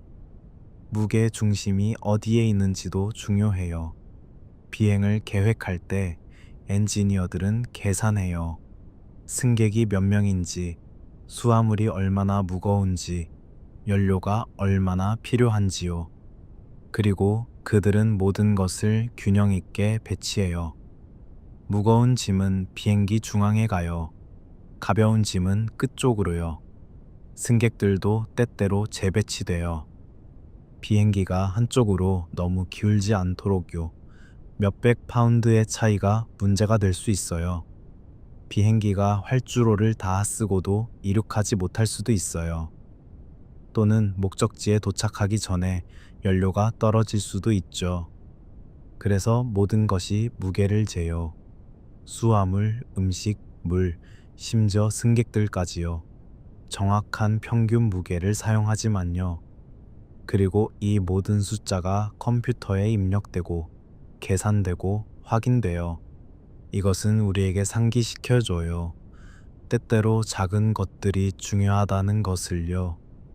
몇 파운드, 몇 인치, 이런 것들이 날 수 있는지 없는지를 결정할 수 있어요. 삶도 그렇지 않을까요? 균형의 문제예요. 너무 많이 한쪽에 실으면 우리는 기울어져요. 비행기가 이륙하거나 착륙할 때 객실 조명이 어두워지는 걸 눈치채셨나요? 낮에도요. 왜 그럴까요? 분위기를 위한 걸까요? 아니에요. 그것은 여러분의 눈을 준비시키는 거예요. 이착륙은 비행에서 가장 위험한 순간들이에요. 만약 뭔가 잘못된다면 승객들은 빠르게 대피해야 할 수도 있어요. 그리고 어쩌면 밤에 어둠 속에서요. 인간의 눈이 어둠에 적응하는 데는 시간이 걸려요. 밝은 곳에서 갑자기 어두운 곳으로 가면 우리는 잠시 동안 거의 아무것도 볼 수 없어요. 90초 정도 걸리죠. 동공이 확장되고 눈이 적응하는데요. 하지만 비상 상황에서는 90초가 없을 수도 있어요. 그래서 조명을 미리 어둡게 하는 거예요. 여러분의 동공이 이미 조금 확장되어 있도록요. 만약 갑자기 밖으로 나가야 한다면 여러분은 이미 볼 준비가 되어 있어요. 그리고 낮 동안에도 이렇게 하는 이유는요. 왜냐하면 비행기 밖의 그림자, 날개 아래, 비상 슬라이드 주변이 어두울 수 있거든요. 밝은 햇빛 아래에서도요. 승무원들도 이것을 알아요. 그래서 그들은 이착륙 중에 특히 주의 깊게 지켜봐요. 모든 것이 준비되었는지 확인하면서요. 아마 절대 필요하지 않을 준비를요. 이것은 아름다운 생각이에요. 절대 일어나지 않기를 바라는 일을 위해 준비하는 거요. 하지만 만약 그 일이 일어난다면 모든 작은 준비가 생명을 구할 수 있어요. 어두워진 조명 같은 것도요. 비행기가 어떻게 날까요? 가장 간단한 질문 중 하나지만 답은 생각보다 복잡해요. 많은 사람들이 배웠어요. 날개가 공기를 아래로 밀어서 반작용으로 위로 올라간다고요. 그리고 그것은 부분적으로 맞아요. 하지만 전체 이야기는 아니에요. 날개의 모양을 보세요. 위쪽은 둥글고 아래쪽은 평평해요. 공기가 날개를 지나갈 때 위를 지나가는 공기는 더 빠르게 움직여야 해요. 더 먼 거리를 같은 시간에 가야 하니까요. 그리고 여기서 마법이 일어나요. 베르누이의 원리라는 거예요. 빠르게 움직이는 공기는 낮은 압력을 만들어요. 그래서 날개 위의 공기는 낮은 압력이고 아래의 공기는 높은 압력이에요. 압력 차이가 날개를 위로 밀어요. 양력이라고 불리는 것이죠. 그것과 함께 날개가 공기를 아래로 밀어내는 효과도 있어요. 이 두 가지가 함께 작동해서 수백 톤의 금속을 하늘로 들어 올려요. 이것은 같은 원리가 다른 곳에서도 작동해요. 야구의 커브볼이 휘는 것도요. 도수담배가 바람을 거슬러 항해할 수 있는 것도요. 프리스비가 날아가는 것도요. 공기는 보이지 않아요. 하지만 그것은 거기 있어요. 압력과 속도와 힘을 가지고요. 그리고 우리가 그것을 올바르게 모양 짓는다면 그것은 우리를 들어 올려요. 어쩌면 보이지 않는 것들이 가장 강력한지도 몰라요. 안토노프 ANEEO 무리아. 우크라이나어로 꿈이라는 뜻이에요. 그리고 그것은 정말 꿈처럼 거대했어요. 지금까지 만들어진 가장 무거운 비행기예요. 최대 이륙 중량이 640톤이에요. 그것은 대략 5마리의 대형 고래 무게예요. 또는 작은 기차 한 편성이요. 단 한 대만 완전히 만들어졌어요. 다른 하나는 부분적으로 만들어졌지만 완성되지 않았죠. 그래서 무리아는 독특했어요. 세상에 하나뿐인 거인이었죠. 무엇을 운반했을까요? 너무 커서 다른 비행기로는 운반할 수 없는 것들이요.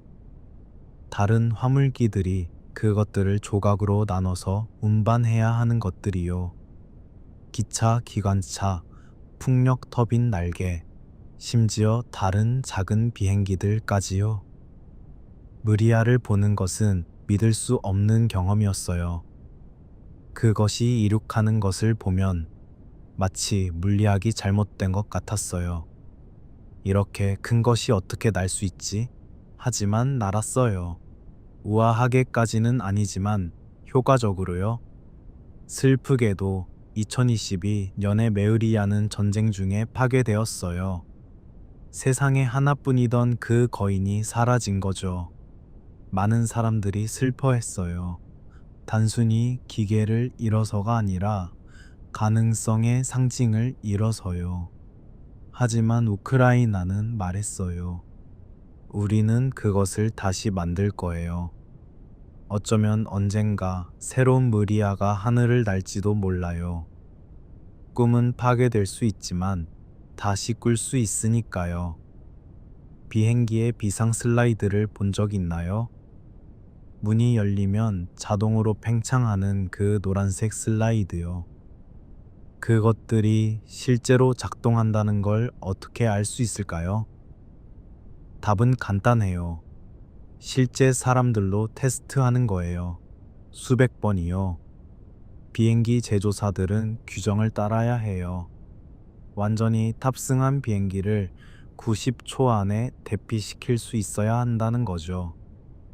그리고 이것을 증명하기 위해 그들은 실제로 해봐야 해요. 자원자들을 모아요. 보통 회사 직원들이나 지역 주민들이요. 그들을 비행기에 태우고 그리고 대피하세요 라고 외쳐요.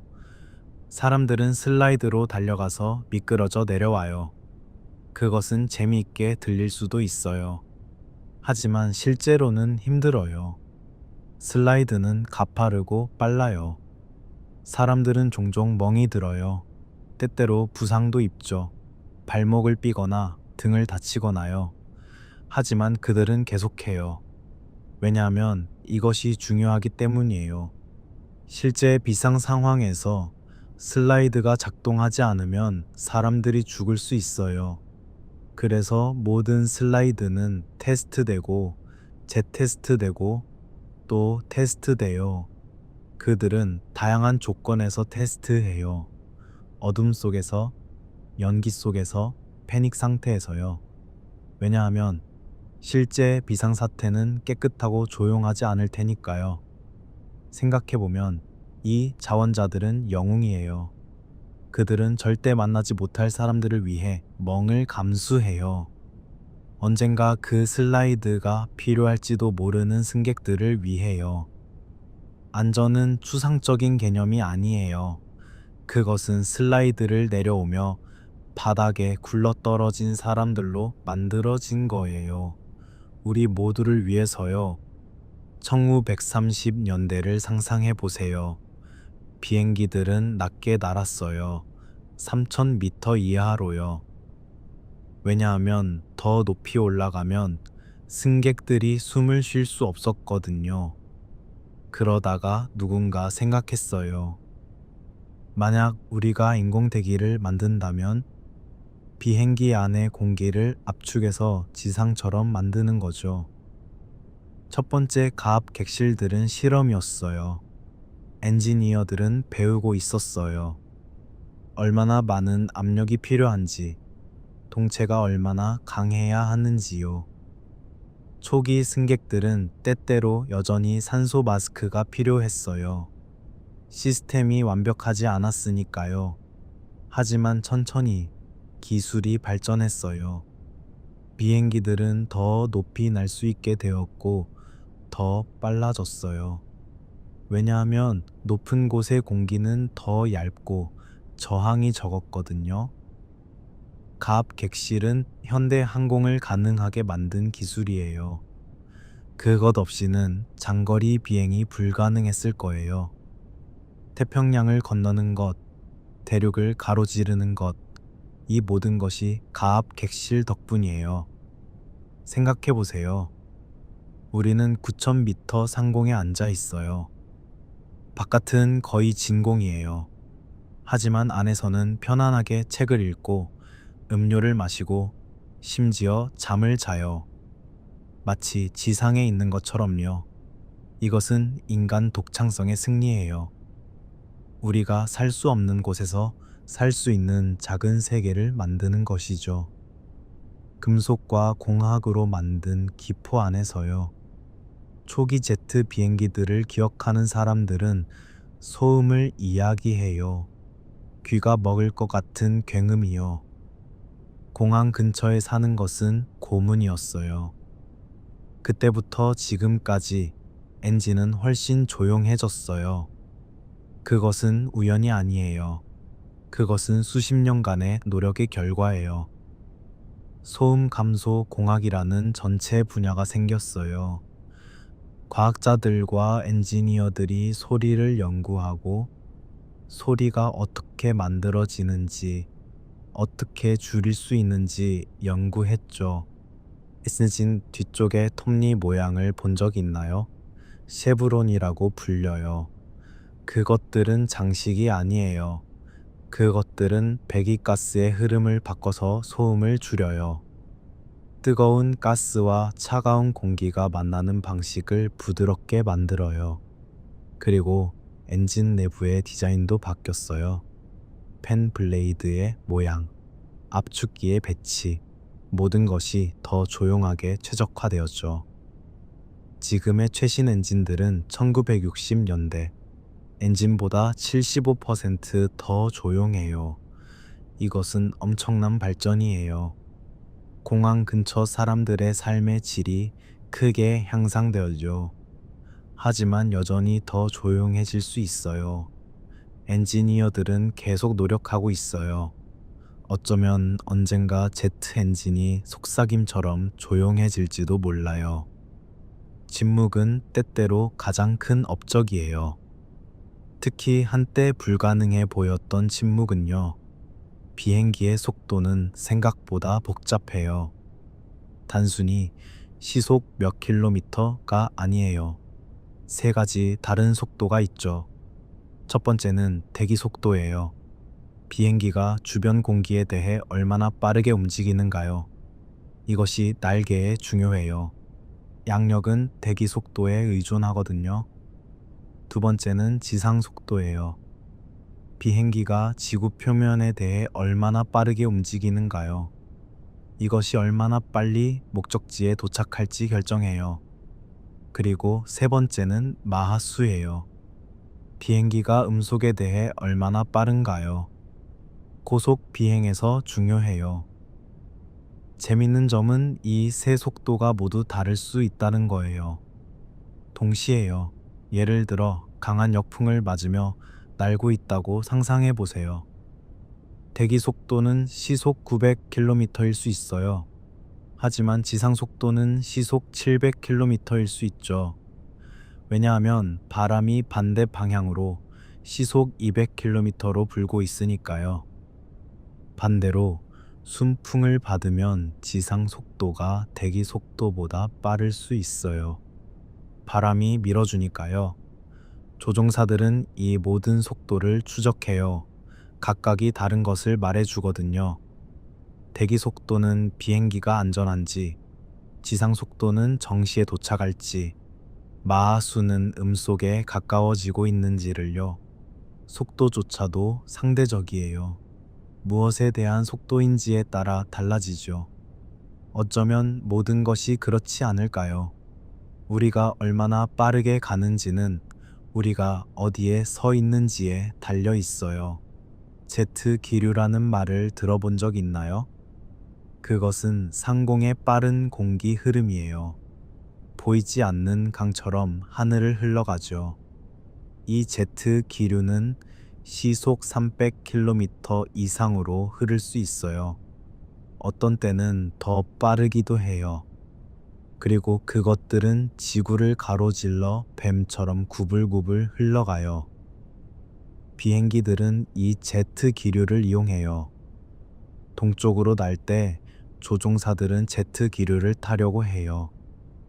무료 추진력을 얻는 거죠. 서쪽으로 날 때는 제트 기류를 피하려고 해요. 역풍이 되니까요. 이것이 왜 같은 경로가 방향에 따라 시간이 다른지 설명해 줘요. 뉴욕에서 런던으로 가는 것은 런던에서 뉴욕으로 오는 것보다 빠를 수 있어요. 제트 기류 덕분이죠. 하지만 제트 기류는 또한 난기류를 만들어요. 빠르게 움직이는 공기와 느린 공기가 만나는 곳에서 소용돌이가 생기거든요. 이것이 비행기가 갑자기 흔들리는 이유예요. 보이지 않는 강이 가장자리를 지나가는 거죠. 기상학자들은 제트 기류를 추적해요. 그리고 조종사들에게 정보를 줘요. 어디서 타고 어디서 피해야 할지요. 날씨를 고속도로 시스템으로 바꾸는 거예요. 자연이 만든 하늘의 강이요. 우리는 그것을 볼 수 없지만 그것은 거기 있어요. 구름을 밀고 비행기를 밀고 세상을 돌리면서요. 비행기를 칠하는데 사용되는 페인트가 얼마나 무거울까요? 어쩌면 몇 킬로그램이라고 생각할 수도 있어요. 하지만 실제로는 훨씬 더 무거워요. 일반적인 대형 여객기의 페인트는 약 250kg이에요. 어떤 비행기는 300kg 이상이 될 수도 있죠. 성인 3명 또는 4명의 무게예요. 그리고 비행기 회사들에게 이것은 중요한 문제예요. 왜냐하면 무게는 연료를 의미하고 연료는 돈을 의미하거든요. 몇몇 저가 항공사들은 이것을 깨달았어요. 그래서 그들은 비행기의 일부를 칠하지 않기로 했어요. 특히 바닥 부분이요. 은색 금속 그대로 두는 거죠. 처음에는 이상해 보였어요. 완성되지 않은 것처럼요. 하지만 그것은 전략이었어요. 250kg의 페인트를 제거하면 그것은 2명의 승객을 더 태울 수 있다는 의미예요. 또는 그만큼의 연료를 절약할 수 있다는 거죠.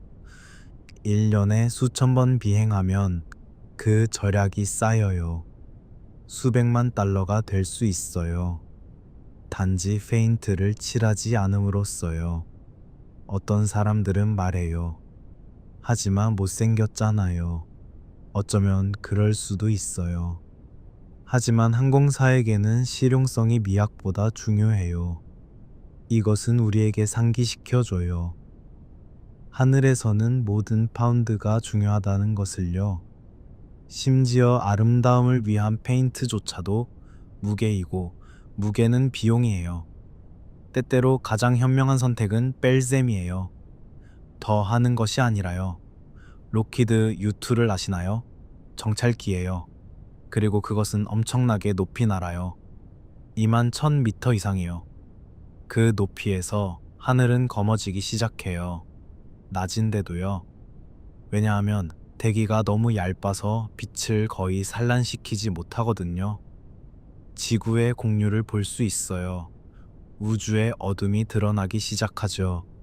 그 높이에서는 평범한 조종복으로는 안 돼요. 공기가 너무 얇아서 숨을 쉴 수 없어요. 그래서 U2 조종사들은 우주복을 입어요.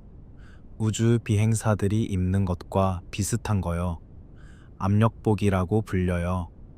만약 객실 압력이 떨어지면 이 옷이 조종사의 몸을 짜줘요. 혈액이 끓는 것을 막기 위해서요. 네, 그 높이에서는 압력이 낮아서 체액이 끓을 수 있어요. 조종사들은 임무 전에 몇 시간 동안 순수 산소를 호흡해요. 혈액에서 질소를 빼내기 위해서요. 안 그러면 고도가 올라갈 때 질소 거품이 생겨서 감압병에 걸릴 수 있거든요. 스쿠버 다이버들이 겪는 것처럼요. 그리고 그들은 거기서 몇 시간을 보내요. 지구를 내려다보면서요. 거의 우주에서처럼요. 하지만 여전히 대기 안에요. 경계해요. U2 조종사들은 말해요. 그 높이에서는 외로움을 느낀다고요. 위는 우주의 어둠이고 아래는 멀리 떨어진 지구예요. 그 사이 작은 금속 새 안에 혼자요. 하지만 그들은 또한 말해요. 그것이 아름답다고요. 경외감을 느끼게 한다고요. 얼마나 높이 올라왔는지, 얼마나 작은 우리인지 볼 수 있으니까요. 스카이드롤이라는 물질에 대해 들어본 적 있나요? 비행기 정비사들은 그것을 알아요. 그리고 대부분 그것을 싫어해요. 스카이드롤은 유압유예요. 비행기의 조종 시스템에 사용되죠. 특별한 점은 불에 타지 않는다는 거예요. 이것은 중요해요. 뜨거운 엔진과 연료 근처에서 작업할 때요. 하지만 스카이드롤은 악명 높아요. 그것은 페인트를 녹여요. 플라스틱을 먹어요. 장갑을 뚫고 들어가요. 그리고 피부에 닿으면 자극을 일으켜요. 한번 옷에 묻으면 절대 빠지지 않아요. 씻어도 드라이 클리닝을 해도요. 그 얼룩은 영원해요. 정비사들은 스카이드롤이 묻은 옷을 버려야 해요. 그리고 냄새가 나요. 독특하고 불쾌한 냄새요. 한번 맡으면 절대 잊지 못해요. 그런데 왜 사용할까요? 왜 이렇게 다루기 힘든 물질을요? 안전 때문이에요. 화재 위험을 줄이는 것이 불편함보다 중요하거든요. 비행기는 타협으로 가득 차 있어요. 완벽한 해결책은 없어요. 단지 덜 나쁜 선택들만 있을 뿐이죠. 스카이드롤은 그 중 하나예요. 다루기 어렵지만 안전해요. 정비사들은 불평하면서도 계속 사용해요. 왜냐하면 그들은 알거든요. 얼룩진 옷보다 화재가 훨씬 더 나쁘다는 것을요. 때때로 최선의 선택은 불완전한 거예요. 하지만 그것으로 충분해요. 블랙박스가 기록하는 것을 정확히 알고 있나요? 대부분의 사람들은 조종사의 목소리와 기본적인 비행 데이터를 생각해요. 하지만 그것보다 훨씬 더 많아요. 현대의 비행 데이터 기록기는 1000개 이상의 매개 변수를 기록해요. 초당 25번씩이요. 모든 것이 측정되고 저장돼요. 엔진의 모든 떨림, 모든 조종 표면의 모든 움직임, 모든 버튼 누름, 모든 경고등, 모든 속도 변화요. 심지어 화장실 문이 열리고 닫히는 것까지요. 왜 이렇게 많이요?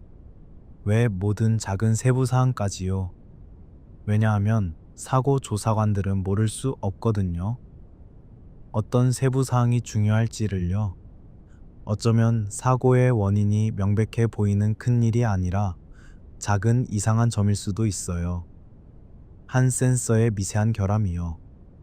한 밸브의 느린 반응이요. 그래서 모든 것을 기록해요. 방대한 양의 데이터를 만들어내죠.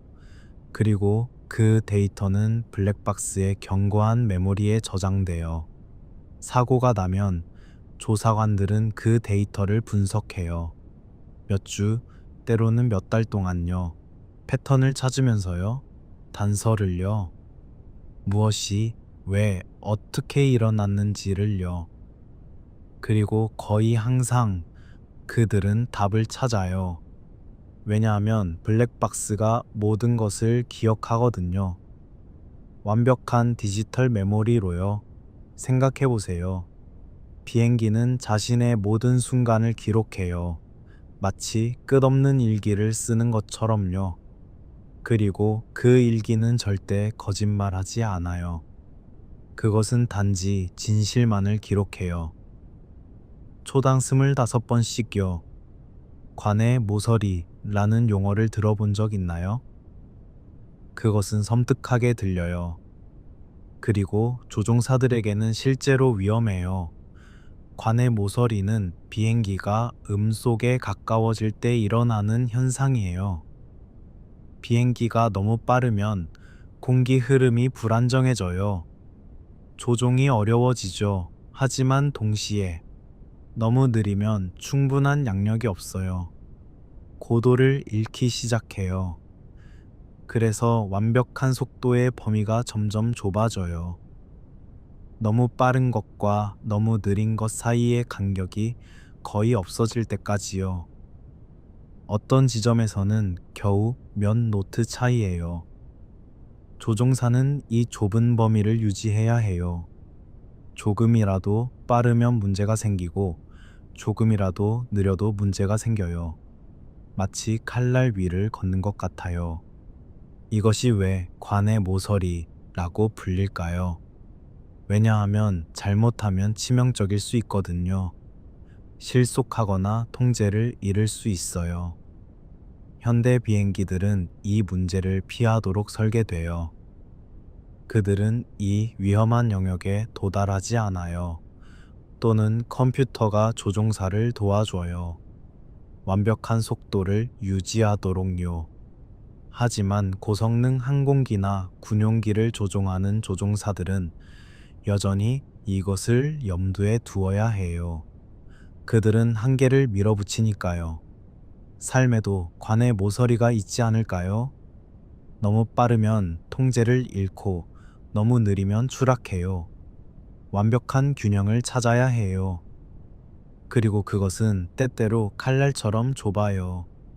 보잉 747을 떠올려 보세요. 그 독특한 혹 위층의 둥근 부분을요. 왜 747은 그런 모양일까요?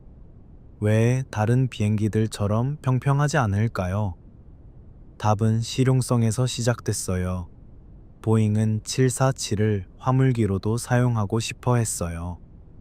화물을 싣기 위해서는 큰 문이 필요했죠.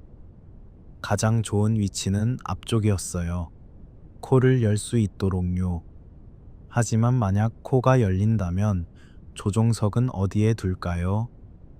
해결책은 간단했어요. 위로 올리는 거예요. 조종석을 2층에 두는 거죠.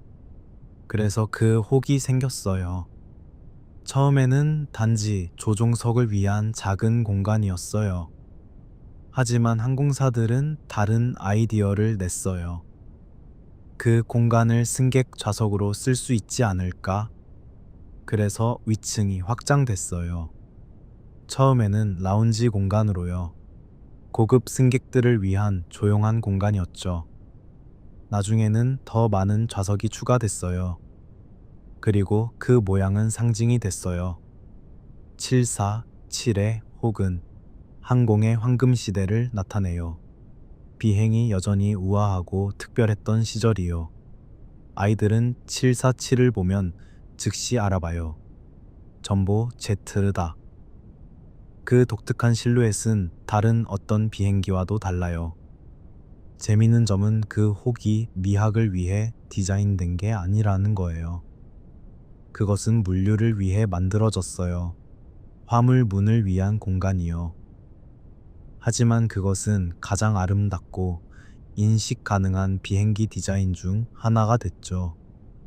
때때로 최고의 디자인은 형태가 기능을 따를 때 나와요. 아름다움을 쫓지 않을 때요. 단지 문제를 해결하려고 할 때요. 비행기 앞유리를 생각해 보세요. 단순한 유리처럼 보이죠? 하지만 그것은 훨씬 더 복잡해요. 비행기 앞유리는 여러 겹으로 돼 있어요. 유리와 플라스틱의 샌드위치예요. 각 층은 다른 일을 해요. 바깥쪽 층은 강해요. 새 충돌을 견딜 수 있어요. 시속 800km로 날아오는 2kg 새를 말이에요. 그것은 엄청난 충격이에요. 하지만 유리는 깨지지 않아요. 중간층은 접착제 같아요. 만약 바깥층이 금이 가도 중간층이 모든 것을 붙잡아줘요. 조각들이 흩어지지 않게 해요. 안쪽 층은 부드러워요. 조종사를 보호해요. 그리고 투명성을 제공하죠. 그리고 전체 유리에는 얇은 전선이 박혀 있어요. 보이지 않을 정도로 얇은요. 이것들은 유리를 가열해요. 얼음이 쌓이는 것을 막기 위해서요. 상공의 온도는 영하 50도예요. 구름을 통과할 때 수분이 즉시 얼어붙어요. 만약 앞유리가 가열되지 않으면 조종사는 아무것도 볼 수 없게 될 거예요. 그리고 앞유리는 또한 눈부심을 줄여요. 특별한 코팅으로요. 왜냐하면 상공의 햇빛은 엄청나게 밝거든요. 대기 필터가 적으니까요. 그러니까 그 투명한 창을 통해 볼 때 여러분은 단순한 유리가 아니라 기술의 기적을 통해 보고 있는 거예요. 여러 층의 공학이 완벽하게 투명하게 작동하고 있어요. 투명성도 복잡성을 숨길 수 있어요. 가장 좋은 기술은 보이지 않는 것처럼 작동하는 거니까요. 정의 비행기에 대해 들어본 적 있나요? 제트 연료 대신 배터리로 작동하는 비행기요? 그것은 아름다운 꿈이에요. 오염없고 조용하고 깨끗한 비행이요. 하지만 문제가 있어요. 큰 문제요. 배터리는 너무 무거워요. 현재 최고의 배터리도 제트 연료보다 에너지 밀도가 훨씬 낮아요. 같은 양의 에너지를 얻으려면 훨씬 더 무거운 배터리가 필요하죠. 계산을 해보면 놀라워요. 대서양을 횡단하는 정의 비행기를 만들려면 배터리가 승객보다 무거울 거예요. 훨씬 더요. 어떤 계산에서는 배터리가 비행기 총 무게의 80%를 차지할 거라고 해요. 그것은 불가능해요. 적어도 현재 기술로는요. 그래서 과학자들과 엔지니어들은 다른 해결책을 찾고 있어요. 지속 가능한 항공 연료요. 식물이나 조류에서 만든 연료죠. 또는 수소요. 타면 물만 나오는 연료요. 작은 정의 비행기들은 이미 존재해요. 짧은 거리, 몇 명의 승객만요. 하지만 큰 여객기는 아직 멀었어요. 어쩌면 배터리 기술이 획기적으로 발전할지도 몰라요. 어쩌면 우리가 아직 생각하지 못한 다른 해결책이 있을지도요. 하지만 지금은 하늘을 나는 것은 여전히 엄청난 에너지를 요구해요. 그리고 그 에너지를 가벼운 형태로 담는 것은 여전히 가장 큰 도전 중 하나예요. 미래는 오고 있어요. 하지만 천천히요. 물리학이 허용하는 속도로요. 비행운에 대해 이미 이야기했죠. 하지만 흥미로운 사실이 하나 더 있어요. 비행운이 실제로 날씨에 영향을 줄 수 있다는 거예요. 비행기가 많이 다니는 날, 하늘이 비행운으로 가득 찰 때, 그것들은 실제 구름층을 형성할 수 있어요. 권운이라고 불리는 높은 구름이요. 이 인공 구름들은 지구의 온도에 영향을 줘요. 낮에는 햇빛을 반사해서 지구를 식혀요. 하지만 밤에는 열을 가두어서 지구를 따뜻하게 해요. 과학자들은 여전히 연구하고 있어요. 비행운의 전체적인 영향이 지구 온난화를 늦추는지 가속화하는지를요. 복잡한 질문이에요. 하지만 확실한 것은 우리가 하늘에 흔적을 남기고 있다는 거예요. 보이는 흔적이요. 매일 전 세계에서요. 9.11 테러 이후 미국 상공의 모든 비행기가 착륙했을 때 과학자들은 뭔가를 알아챘어요. 비행운이 사라졌고 기온 변화가 있었어요. 그 며칠 동안요. 그것은 우리에게 보여줬어요. 우리의 활동이 심지어 하늘을 나는 것조차도 전체 시스템에 영향을 준다는 것을요. 우리는 대기의 그림을 그리고 있어요. 얼음 결정으로 된 선들로요. 그리고 그 선들은 단순한 예술이 아니에요. 그것들은 기후의 일부가 되고 있어요. 우리의 모든 행동에는 결과가 있어요. 심지어 우리가 볼 수 없다고 생각하는 것들조차도요. 마지막 사실이에요. 어쩌면 가장 놀라운 것일지도 몰라요. 모든 수학, 모든 물리학, 모든 공학에도 불구하고 비행기가 왜 나는지에 대한 완전한 수학적 증명은 없어요. 우리는 매우 좋은 근사치를 가지고 있어요. 양력을 계산하는 방정식들, 공기 흐름을 예측하는 모델들이요. 그리고 그것들은 효과가 있어요. 명백히요. 매일 수만 대의 비행기가 하늘을 날고 있으니까요.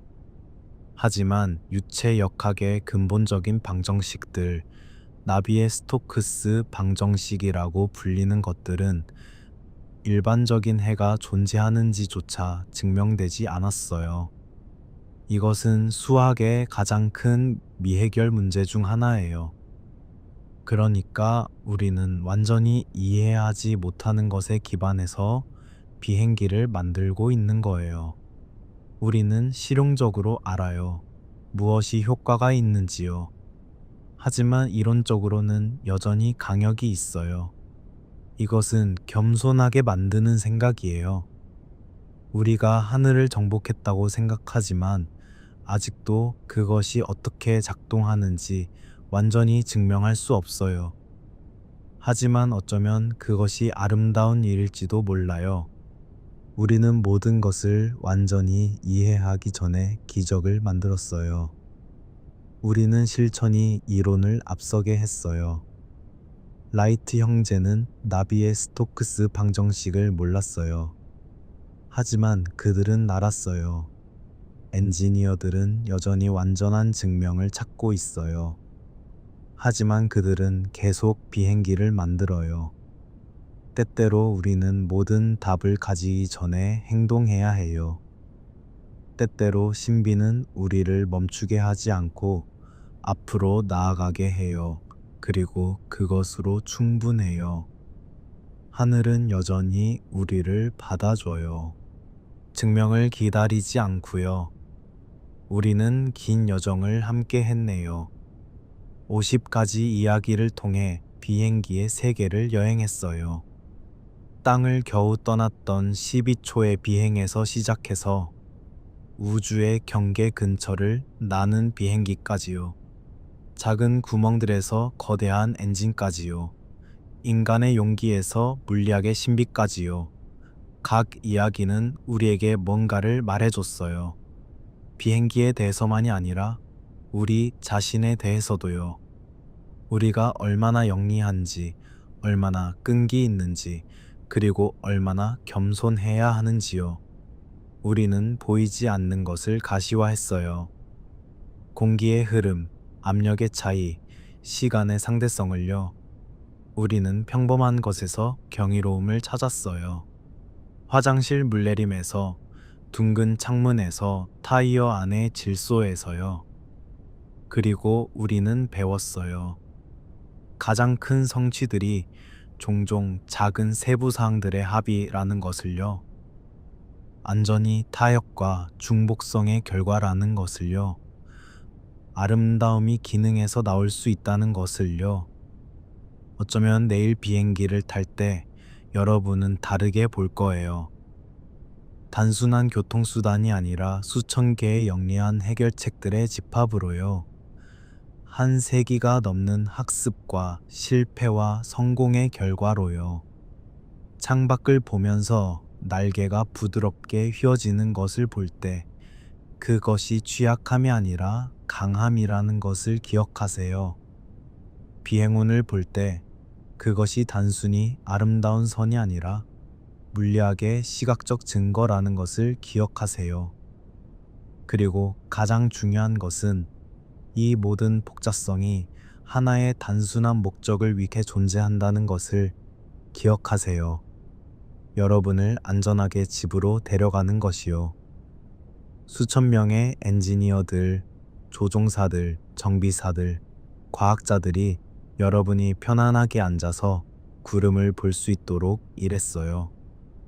여러분은 그들의 노력의 수혜자예요. 보이지 않지만 끝없는 노력이요. 그러니 편안히 쉬세요. 하늘이 여러분을 받아줄 거예요. 그것이 항상 그래왔듯이요. 라이트 형제 이후로요. 잘 자요, 여러분. 꿈속에서도 날 수 있기를요. 비행기처럼 우아하게, 구름처럼 가볍게요. 그리고 기억하세요. 때때로 가장 놀라운 것들은 우리가 매일 당연하게 여기는 것들이에요. 좋은 밤 되세요.